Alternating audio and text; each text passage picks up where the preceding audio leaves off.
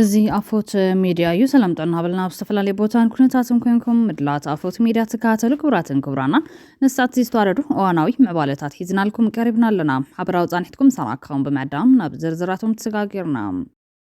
ሰራዊት ትግራይ ኣገዳሲ ስጉምቲ ከም ዝወስድ ሓድሽ ኣብ ዘውፅኦ መግለፂ ኣፍሊጦም ብኻልእ ወገን ኣብ መቐለ ብዛዕባ ዝተኣሰረ ፖለቲከኛ ሸዊት ውዳሴ ንትግራይ ሓደገኛ ምዕባለ ከቲሉ ኣሎ ምትሕብባር ህዝብታት ኣምሓራን ትግራይን ዝምልከት ሓድሽ ምዕባለ እውን ተሰሚዑ ኣሎ ከነካፍለኩም ኢና ሰራዊት ሱዳን ኣብ ደቡባት ኢትዮጵያ ብዝኸፈቱ ሓድሽ መጥቃዕቲ ንመስመራት ቀረብ RSF ፍዕንዮም ነዚኣቶም ካልኦት ኣገደስቲ ምዕባለታትን ኣፎት ሚድያ ሰዓት ከዳስሰኩም እዩ ምሳና ጽንሖም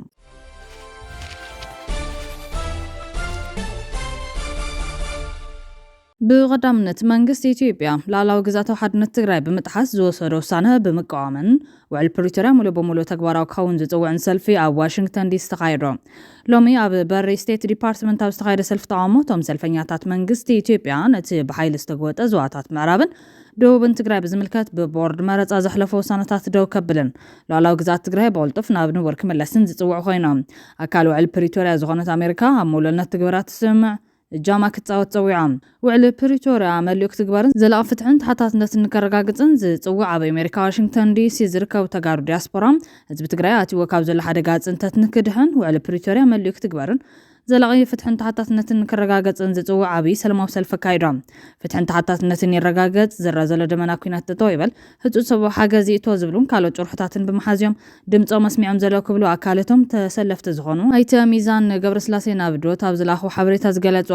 ሕዚ እውን ኩሉ ትግራዋይ ከምቲ ኣብ መኸተ ዘረኣየ ስጡም ሓድነት ሕዚ እውን ህልውንኡ ንምርግጋፅን ተወሪሩ ዘሎ መሬቱ ናብ ንቡር ንምምላስን ድምፁ ከስምዕ እቶም ሰልፈኛታት ፀዊዖም ብኻልእ ወገን ምትሕብባር ህዝብታት ኣምሓራን ትግራይን ዝምልከት ሓድሽ ምዕባለ ተሰሚዖም ኣብ መንጎ ህዝብታት ትግራይን ኣምሓራን ዝተጀመረ ምትሕብባር ዝያዳ ምሕያል ከም ዘድልይ ተስፋ ንሰላም ዝተባሃለ ትካል ገሊጹ ኣሎ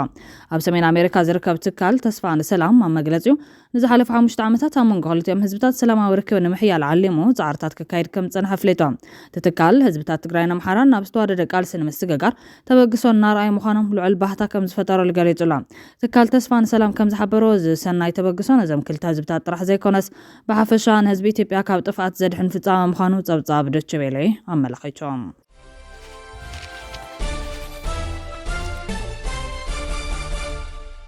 ኣብ መቐለ ብዛዕባ ዝተኣሰረ ፖለቲከኛ ሸዊት ውዳሴ ንትግራይ ሓደገኛ ምዕባለ ከቲሉ ኣሎ ውድባት ፖለቲካን ጽልዋ ፈጠርቲ ፖለቲከኛታትን ተንታኒ ፖለቲካ ሸዊት ውዳሴ ክፍታሕ ፀዊዖም ኣብ ዝተፈላለዩ ማዕኸናት ሓበሬታ ቀሪቡ ሓሳባቱ ድፍረት ብዝተመልኦ ኣገባብ ዝገልጽ ሸዊት ውዳሴ ሎም ዓርቢ ቅድሚ ቀትሪ ኣብ መቐለ ከም ዝተኣሰረ ጸብጻባት ይሕብሮም ሸዊት ካብ ሆቴል ሊባኖስ ተታሒዙ ከም ዝተወሰደን ናብ መደብር ፖሊስ ዓዲ ሓቂ ከም ዝኣሰርዎን ይግለጽ ኣሎ ነስዒቡ እውን ተጠቀምቲ ማሕበራዊ ሚድያ ሸዊት ውዳሴ ብፖለቲካ ሓሳባቱ ከም ዝተኣሰረ ብምጥቃስ ክፈትሕዎ ይጽውዑ ኣለዎም ሸዊት ውዳሴ ኣብ ዝተፈላለዩ ሚድያታት ቀሪቡ ትግራይ ፈጺማ ናብ ኩናት ክትኣቱ ከም ዘይብላን መራሕቲ ሕወሓት ካብ ከምዚ ዓይነት ተግባራት ክቆጠቡ ከተሓሳስብ ጸኒሑ ኣሎ ደገፍቲ ሕወሓት ንሸዊት ውዳሴ ሓዊስካ ብርክት ዝበሉ ናፍትን ተቃወምትን ሕወሓት ክእሰሩ ከም ዘለዎም ዝጉስጉስ ናይ ማሕበራዊ ሚድያ ወፍርታት ክካየዱ ምጽንሖም ዝካየዱ ሓላፊ ቢሮ ፍትሒ ትግራይ ኮይኑ ዝመርሕ ዝነበረን ቅድሚ ሂደት መዓልታት ብኣይተ ኪዱ ዝተተካን ናይቲ ሓድሽ እቶም ጸረ ሕወሓትን ጸረ ጽምዶ ሕወሓትን ወሻዕብያ ተባሂሎም ዝተዘርዘሩ ውልቀ ሰባት ንክእሰሩ ዘኽእል ናይ መእሰር ወረቐት ከዳሉ ተደጋጋሚ ሕቶ ቀሪቡሉ ከም ዝነበረን ንሱ ግን እያኢሉ ከም ዝነጸገውን ምንጭታት ናይሕበሮም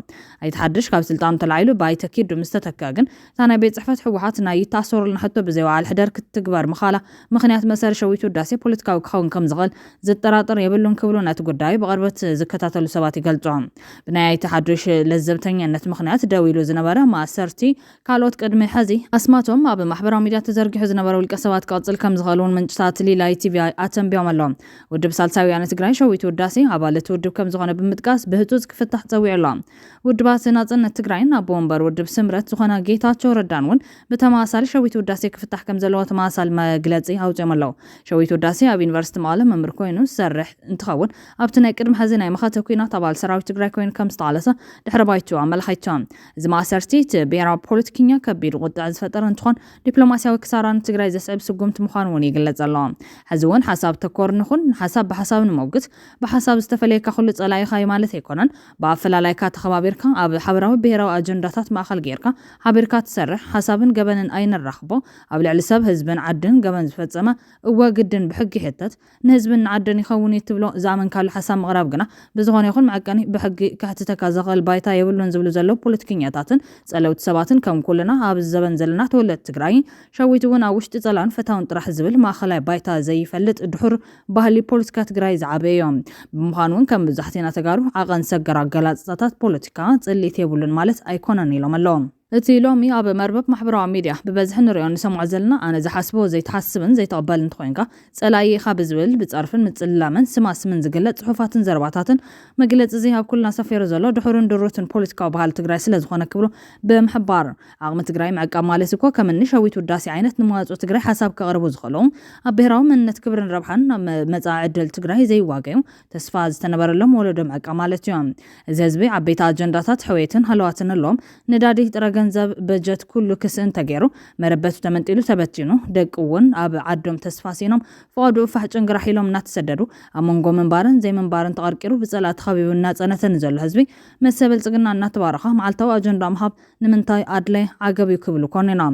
ላዕለዋይ ተመራማሪ ዶክተር መሓሪ ታደለ ኣብ ጉዳይ ማሰርቲ ሸዊት ውዳሴ ኣመልኪቱ ኣብ ዕላዊ ገጹ ኣብ ዘስፈረ ጽሑፍ ማሰርቲ ሸዊት ውዳሴ ኣብ ዩኒቨርሲቲ መቐለ መምህርን ተንታንን ሰብኣዊ ሓገዛ ምትእኻብ ዝፍለጥ ምሁርን ሪፖርት ተገይሩሎም ሰበስልጣን ትግራይ ንሸዊት ውዳሴ ብቁልጡፍ ክፈትሕዎ ወይ ድማ ኣብ ልዕሊ ዝቐረበ ክስ ብግልጽ ንህዝቢ ክገልጾን ግቡእ መስርሕ ሕጊ ክኽበርን ከውሕሱን እጽውዕ ክብል ተላቢሎም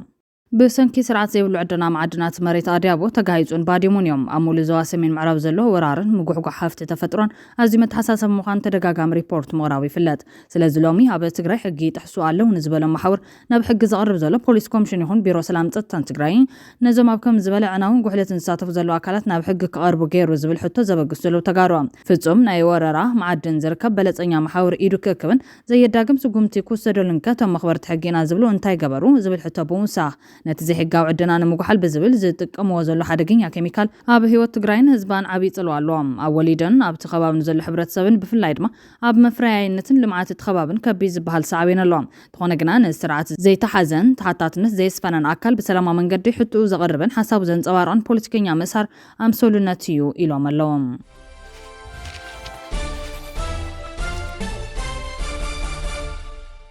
ሰራዊት ትግራይ ኣገዳሲ ስጉምቲ ከም ዝወስድ ሓድሽ ኣብ ዘውፅኦ መግለፂ ኣፍሊጦም ህዝቢ ትግራይ ንምጽናት ዝፍጸሙ ዘለዉ ተግባራት ንምፍሻል ብንቕሓት ክንሰርሕ ኢና ኢሎም። ኣባላትን ኣመራርሓን ሰራዊት ትግራይ ኣርማ 11 ኣባላት ሰራዊት ትግራይ ግንባር ምዕራብ ኣርማ 11 መላእ ኣባላትን ኣመራርሓን በብደረጅኡ ኣብ ህልው ኩነታት ትግራይ ህዝቢ ትግራይን ዝምልከቱ ኣጀንዳታት ብምምያጥ በዓል 11 ነጥብታት መግለፂ ቅዋም ኣውፅኦም ኣሎ። ባህግታትን ህልውናን ህዝቢ ትግራይ ብቓልሲ ካብ ምርግጋፅ ወፃኢ ብስርዓት ብልጽግና ከም ዘይፍታሕ ከም ዝተረዱ ዝጋለጹ እቶም ኣባላትን ኣመራርሓን ሰራዊት ህዝብና ጎና ብምስላፍ ዳግም ኣብ ልዕሊ ህዝብና ጽንተት ከይፍጸም ካብ ወትሮ ብዝተፈለየ ንምምካት ብጽንዓትን ተወፋይነትን ከም እንሰርሕ ቃልና ኣትሎም ንሕና ሰራዊት ትግራይ እንተኻተልቲ 3-4 ዓመታት ካብ ሎሚ ጽባሕ ሓይሽ ብዝብል ውዕሊ ፕሪቶርያ ዘምጾም ጸጋታት ሰላም ንክትግበሩን ትግራይን ህዝባን ናብ ንቡር ንምምላስ ተስፋ ሰኒቕና ሕግታት ፕሪቶርያ ቀዲምና ብምትግባር መርኣያ ኮይንና ጸኒሕና ኢና ኢሎም። ይኹን እምበር መንግስቲ ብልጽግና ነዚ ተግባር ንጎኒ ብምግዳፍ ህዝብና ብዘይ ጥይት ክጸንት እግሩ ናብ ዘምርሖ ፋሕ ጭንግራሕ ክብል ብውሽጢ ይኹን ብደገ እናሰርሐ ምምጾን ኣብ ምስራሕን ከም ዘሎን ገሊጾም ንሕና ኣባላትን ኣመራርሓን ሰራዊት ትግራይ ነዚ እኩይ ተግባር ንምፍሻል ብንቕሓት ብምግንዛብ ተወዲብና ከም እንሰርሕ ከነረጋግጽ ንፈትውን ኢሎም ኣብ ዘውፅኦ መግለፂ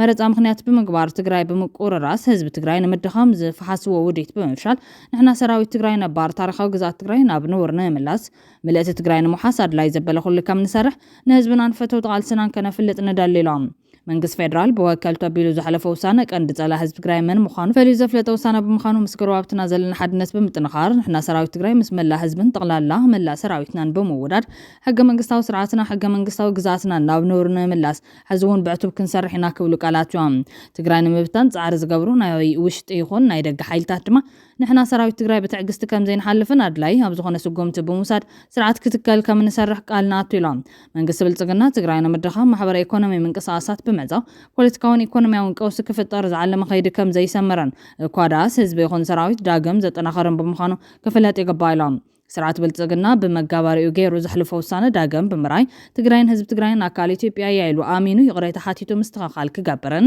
ንሰላም ቁርብ ክኸውን እናፀዋዕና ነዚ ሓሊፉ ንዝኸይድ ግና ከም ሰራዊት ትግራይ ብስቕታ ከም ዘይነሓልፍ ሕዚ እውን ደጊምና ከነረጋገጽ ኢሎም ዲያስፖራ ትግራይ ነቲ ኣብ ህዝብን ኣጋጢሙ ዘሎ ዘርኢ ናይ ምጽናት ከይዲ ህዝቢ ዓለም ንክፈልጦ ለይትን ቀትርን ኣብ ደገ ኤምባሲታት ተሰሊፎም ማሕበረሰብ ዓለም ንህዝቢ ትግራይ ክበጽሕሉ ዝገብርዎ ቃልስን ጽንዓትን ዝነኣዱ ቶም ኣባላት ሰራዊት ሕዚ እውን ከም ወትሩ ህዝብን መሬትን ትግራይ ናብ ዝነበሮ ንምምላስ ተስፋኦም ክሓይሉ ፀዊዖም ምሁራን ትግራይ ዝህልወና ኣፈላላያት ትሕቲ ህዝቢ ትግራይ ምዃኖም ኣሚንኩም ኣብ ጉዳይ ትግራይ ከም ንህቢ ክንዓስል ኣለና ኢሎም ውድባት ፖለቲካ ትግራይ ከም ተኣፈላላይና ከም ኣፈላላይና መሬት ትግራይ ግን ኣይትቁረስን ኢልኩም ትግራዋይነትኩም ዘመስከርኩም ነዚ ሓድነትኩም ኣጠናኽሩ ዝበሉ ቶም ኣባላትን ኣመራርሓን ሰራዊት ትግራይ ንሳቶም እውን ብዘይ ምንም ኣፈላላይ ኣድልዎን ትግራይን ህዝቢ ትግራይን ዝበህግዎን ምፍጻም ድልዋት ከም ዝኾኑ ኣረጋጊጾም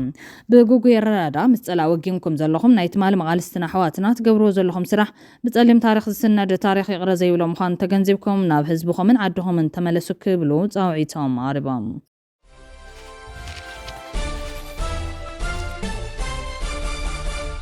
ሰራዊት ሱዳን ኣብ ጥቓ መሳገር ደቡብ ኣድሬ ብዝፈጸሙ መጥቃዕቲ ድሮን ዜጋታት ቻድ ሓዊሱ 13 ሰባት ከም ዝተቐተሉ ማዕኸን ዜና ሱዳን ትሪቡን ጸብጺቦም እቲ መጥቃዕቲ ነቲ ኣብ መንጎ ቻድን ኣልጌናይን ኣሎ ተባሂሉ ዝሕሰብ መስመር ንዳዲ ዕላማ ዝገበረ ክኸውን ከሎ ግዳያት እቲ መጥቃዕቲ ግና ኣናሽቱ ነጋዶን መዓልታዊ ሰራሕተኛታትን ከም ዝኾኑ ከባቢያዊ ጉጅለታት ገሊጾም እዚ ከም ዘሎ ኮይኑ ሰራዊት ሱዳን ኣብ ደቡባት ኢትዮጵያ ንመስመራት ቀረብ RSF ዕንዮም ወታደራዊ ምንጭታት ሱዳን ከም ዘረጋገጽዎ ሰራዊት ሱዳን ኣብ ደቡባት ኢትዮጵያ ዞባ ብሉ ናይል ዝርከቡ ክልተ ዓበይቲ ናይ ቀረብ ቦታታት ሓይልታት ቁልጡፍ ደገፍ RSF ብዓወት ዕንዮም ስርሒት ዝተራቐቓ ድሮናትን ናይ ኤሌክትሮኒክስ መዝሓሊ መሳርሒታትን ሓዊሱ ቴክኒካዊ መሳርሒታት ንዝፀዓኑ ቃፍላያት ዝዓለመ ኣስታት 21 መጥቃዕትታት ዘጠቓለለ ነይሩ ብተወሳኺ ካርቶም ንሓይልታት ቁልጡፍ ደገፍ RSF ዓለምለኻዊ ግብረ ሽበራ ውድብ ተባሂሉ ክስየሙ ሓቲታ ሚኒስትር ጉዳያት ወፃኢ ሱዳን ማሕበረሰብ ዓለም ንሓይልታት ቁልጡፍ ደገፍ ከም ግብረ ሽበራ ውድብ ክሰምዮም ብወጋ ሓቲቶም እዚ ስጉምቲ እዚ ተኮይናት ሕድሕድ ናብ 40 ዓመት ኣብ ዝቐርበሉ ዘለዋን ሩይ ዲፕሎማስያዊ ወጥሪ ዘርኢ እዚ ጠለብ እዚ ኣብ ኮርዶፋንን ዳርፉርን ኣብ ልዕሊ ሰላማዊ ትሕተ ቅርፂ ዝተፈጸመ ተኸታታሊ ስርዓታዊ መጥቃዕትታት ስዒቡ ዝመጽእ ኮይኑ መንግስቲ ዝተግባር እዚ ገበናት ውግን ግብረ ሽበራን ምዃኑ ይገልጽ መንግስቲ ሱዳን ኣህጉራውያን ተዋሳእቲ ኣብ ልዕሊ ጉጅለታት ናይ ግብረ ሽበራ ስያመታት ንምንባር ድልዋት እንትኾይኖም እቲ ተማሳሊ መዐቀኒ ኣብ ልዕሊ ከም RSF ዝበሉ ዕጡቓት ጉጅለታት እውን ክውዕል ከም ዘለዎ ተሟጊቶም እዚ ጉጅለ እዚ ብሰፊሕ ዓመፅን ኣብ ልዕሊ ሰላማውያን ሰባት ናይ ጥሜት ስትራቴጂታት ብምጥቃምን ይኽሰስ እዚ ኣዋጅ እዚ ሰራዊት ሱዳን ኣብ ርእሰ ከተማ ዘለዎ ቁፅር ኣብ ዘደልድለሉ ዘለዋን ኣብ ምዕራባውያን ክፍለ ሃገራት ሰሜንን ደቡብን ኮርዶፋን ሓያል መጥቃዕቲ ኣብ ዘካይደሉ ዘሎ እዋን እዩ ዝመጽእ ዘሎ ክቡራትና ክቡራንን ቤተሰብ ኣፎት ሚድያ መሳዓት ዜና ኣብ ከንብሎም ዝሓዝናዮም ሓፀርቲ እዋናዊ ምዕባለታት ኣቕሪብና ከም ቤትና ስለተከታተሉና ነመስገን ላይክ ሼር ሰብስክራይብ ምግባር ቤተሰብ ኣፎት ሚድያ ኹኑ ሰሰናይ ተመኒና